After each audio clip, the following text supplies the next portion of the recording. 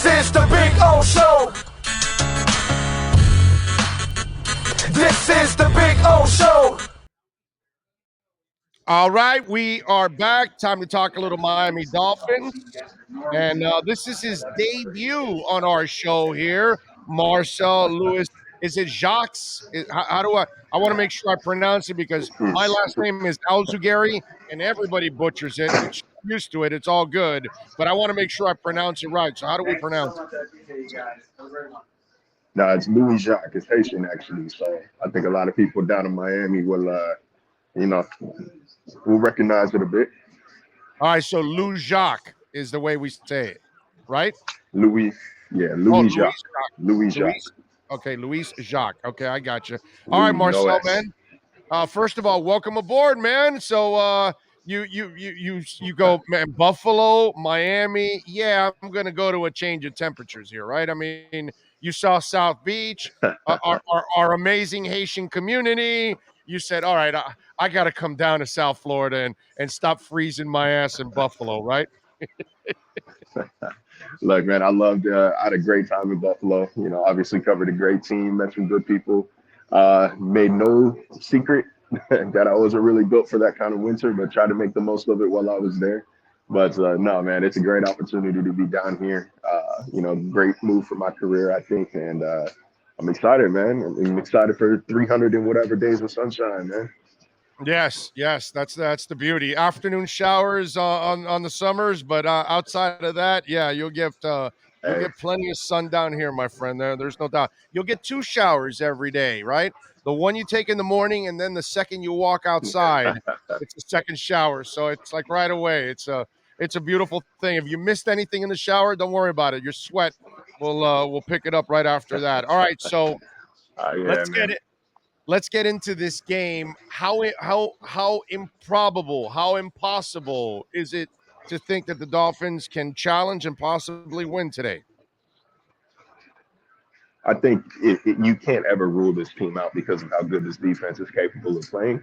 I think they're capable of keeping teams in check, including the Buccaneers, but they have to be able to match on the offensive side of the ball, and that's not something that we've really seen out of this offense through 4 games this year. So, I mean, there's a chance that, if the defense plays lights out for a half, once again, like we've seen past few games, and Jacoby Brissett with Tua reportedly coming back next week, just says screw it and starts chucking and starts connecting, then, who knows what will happen today. But it'll take a good defensive effort and it'll take an aggressive offensive approach. And the latter is something we've heard them say a lot about, but we haven't seen it yet. And so, I think fans should look forward to actually seeing them put their money where their mouth is in this case. Marcel, I saw the press conference you guys had with the offensive coordinators, and obviously it was brought up that, Brissett needs to be more aggressive. Did you pick up, I'm sure you picked up a little bit on Brissett's frustrations about that when you guys brought it up, and then obviously the offensive coordinators, what do they got to do to get him to be more aggressive, especially in that first half when some of those plays are there for you? I mean, you've heard that expression, right? You can lead a horse to water, but you can't make him drink. You can prepare Brissett as much as you can, and I think they have done a good job of preparing him and setting up, calling plays for him to succeed. When you do look at the tape, there are opportunities downfield. Yes, this offensive line has one of the worst pass block win rates in the NFL. Yes.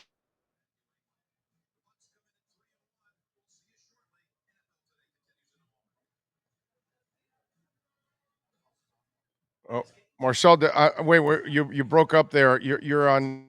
Are you muted? Because are you muted? Can you check it out? Because we're not hearing you at all. We're not hearing you at all. Can you check and see if you're muted? Because we're not hearing you at all. There we go. I don't know. Louis Jacques on, and we got him on the phone because internet connection was a little funky in Tampa. Marcel, by the way, any Burn Steakhouse yesterday while you were there, or what? What's the deal? Where'd you guys go? No, man. I went to Los Chapos Tacos, man. Okay. Got me some birria tacos out in Ybor. Okay. Yeah, man. The booty stuff is cool. Steak is cool and everything. But I'm a taco guy, man. I'm from California. Okay. from the West Coast. Okay. All right. All right. All right. Well, you still have you. I talked to Joe Shad earlier because he's one of our guys on our show that's on with us every week. And so he told me that you guys went to Rocco's Talk. So I didn't know if you were with Joe or not. So it looks like you guys all went in a group. But you got to, if you haven't been to Burns, you got to go, dude. That's like an experience. It's not just one of the great steakhouses. It's like an experience to go to that place. Okay. Yeah, I've heard good things about it. I've heard good things about I think it's Charlie's too. Oh up yes, there. yes. Charlie's is also good, but there's nothing like Burns, dude. That place is amazing. All right, so defensively, the challenge about going against Brady. What do the Dolphins need to do in your eyes to kind of slow him down? I think they've got to put pressure on him, and that's obviously easier said than done against this offensive line. And you have to kind of, not even kind of, you have to really stay true to yourself here. And, you know, as corny and High School Musical-y as that sounds, I think with a guy like Brady, who's been in the league for 20 plus years, he has seen everything. Like, you're not going to throw some newfound defense at him newfound coverage. You're not going to disguise things that he can't pick up. None of that. So you don't want to overextend yourself by trying to do too much to, you know, confuse him. You have to be yourself. He's been aggressive. He was, per NFL Next Gen stats last week, he was one of the most aggressive quarterbacks as far as fitting the ball into tight windows and throwing it downfield against the Patriots. So he's not afraid to let that thing rip. You're paying a lot of money to guys like Xavier Howard and Byron Jones. They have to be able to make plays when Brady gets aggressive. So it's a lot of staying within yourself. These pass rushers, they're going to have to win their matchups here. They don't necessarily have to bring them down, but you got to hit them a couple times, and you got to make them uncomfortable. You got to try to force him to make decisions before he's comfortable, because you're just, again, simply not going to confuse him in the backfield. You know, Marcel, one of the things that I've been talking about, Marcel, is that right now it looks like, you know, Jalen Phillips is starting to play better the last 2 weeks. Christian Wilkins has played well. Agba has got a sack and a half, and hell, man, he's been close to a few other sacks in the first month so far. And I know that they activated Jabal Sheard, and you got Seiler and these guys, and Van Ginkel really hasn't kicked in yet. But if they can put it together, that'll be the secondary's best friend today. Because if these guys can start to be more consistent in pressuring the quarterback, and if you can get Brady off his, you know, out of the pocket, as you know, Marcel, you've been in this division covering it. What you got to do with Brady is don't let him get comfortable back there. Keep him moving and resetting. You do that, you'll slow everything down. So how important is the pass rush? And I know it's important, but in your gut, does it tell you that it's starting to get better for the Dolphins? Yeah, I think it is starting to improve, and you know that's how it goes naturally, right? The more time guys have playing alongside one another, the better the product should be. There's a lot of the same guys back, but you know there are some different faces in there. Primarily Jalen Phillips, but it's critical. And I've said this before, that sack numbers are misleading. Everybody wants to see sacks, just like everybody wants to see interceptions, but they by themselves are not indicative of a successful pass rush.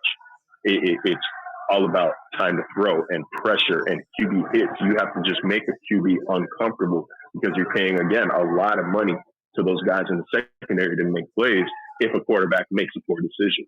So that was the inspiration for getting Phillips this offseason. And I think that before long, you're going to see it pay off, especially with Raekwon Davis coming back. It's going to help a lot of run support as well, but it's going to eat up some offensive line attention. So I think it's critical.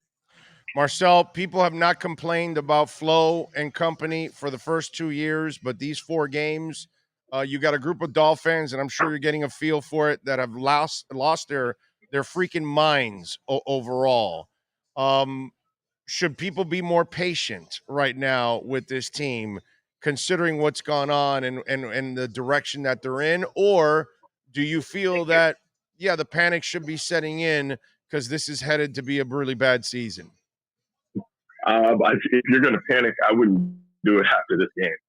You know, even if Tua was healthy and at full health, this would be a tough game for Miami to win.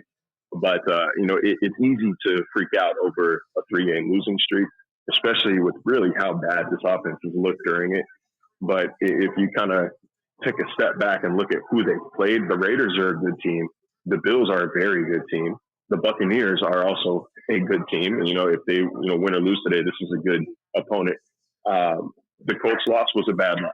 That there's no sugarcoating that.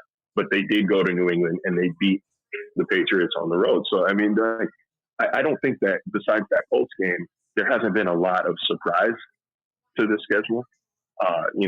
Like I said, with everybody fully healthy, if you were to look back and say, okay, we lost to the Bills, we lost to the Raiders, I don't think anybody would bat an eye.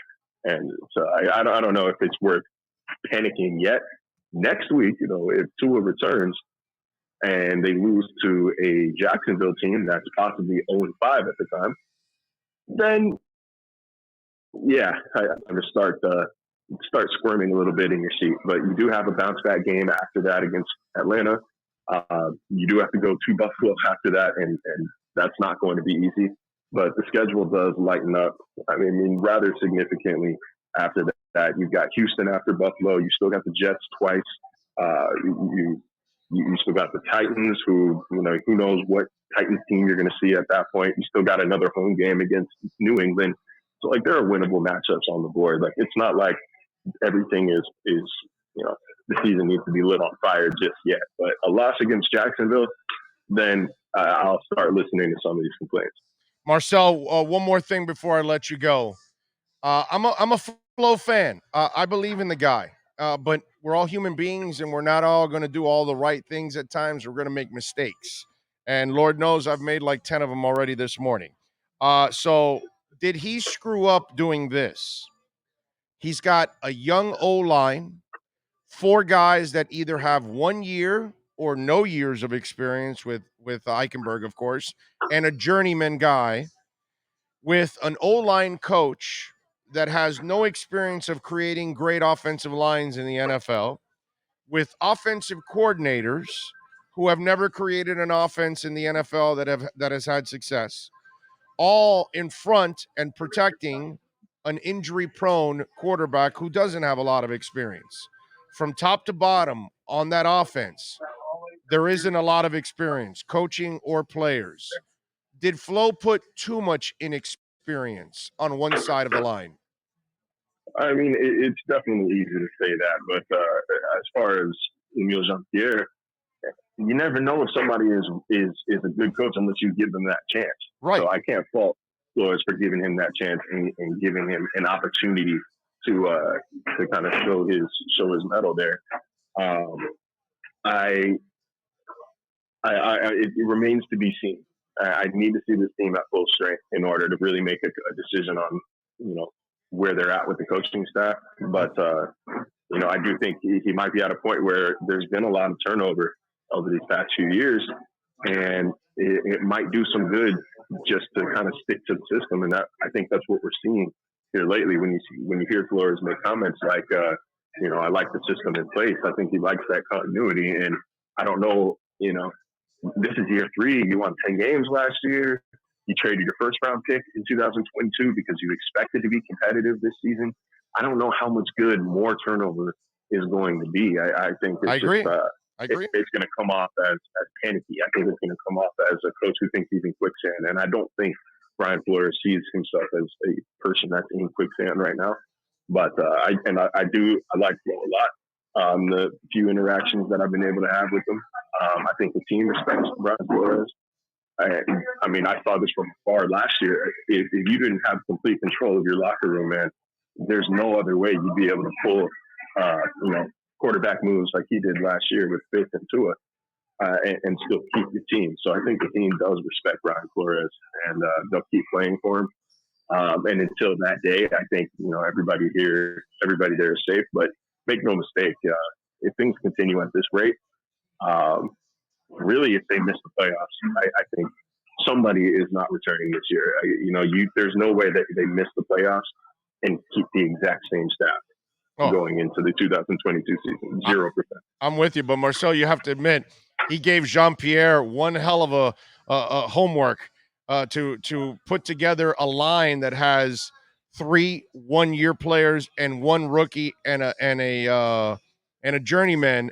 Rarely in the NFL does anybody break in 4 young linemen on one line. 1 or 2 guys, maybe 3 the max, but 4, man, that's a difficult job, even for the what's the name of the dude now that I'm brain farting now? The guy from the Patriots that retired, that was like considered the best of all time. You know, you know who I'm talking about. Dante Scarnecchia, exactly. This Scarnecchia, Yeah. this would be a difficult task for Scarnecchia, my brother. Okay, for It Jean, would be, but I mean, damn. we're seeing we might see a little shakeup here actually throughout warmups. Liam Eichenberg's been warming up at left tackle. Austin Jackson's been warming up at left guard. So I mean, don't be surprised to see a little bit more tinkering this game and really throughout the season until they find that best spot. I agree with you. The only thing is, whoever's your best tackle, if Eichenberg's your best tackle, you're playing him on the wrong side, because next week the lefty comes back. Keep him on the right side. That's all I say. I mean, if he's your best, keep him on the right side. Go give Greg Little a shot on the left. You know what I'm saying? That's the only thing that I worry about, because next week lefty comes back and he got killed by his blind side. So make sure you got your best tackle on your right side now on this team. That's all I would say to that. Right? Yeah. I mean, that does make sense, but also you got to think of, man, with Eichenberg just playing him in too many positions to start his career. You don't want to get him to the point where he's thinking too much before he takes that first step. I'm with you. Because if he's thinking about his footwork, then he's not thinking about the guy in front of him, and he's not thinking about his assignment immediately. So you don't want to confuse the kid too much. This is not, it's not Madden. A lot of people want to bounce guys back and forth, and it just doesn't work like that. It's harder than it looks for them. So, you got to balance that out. If you're Brian Flores, if you're Lemuel Jean-Pierre, like it's an experiment. It's a work in progress, but I think they're hoping that, with a little more tinkering, that experiment's finally over. Follow him on Twitter, Marcel_LJ. He is ESPN NFL Nation's Dolphins reporter, and we appreciate you taking some time here, Marcel. Thank you, my brother. I really appreciate it. Look forward to talking to you again here on the program. Enjoy the game. Appreciate you, man. Have a good one. You got it, baby. You be good out there. There you go. Marcel Louis Jacques. Excellent work by him, and welcome.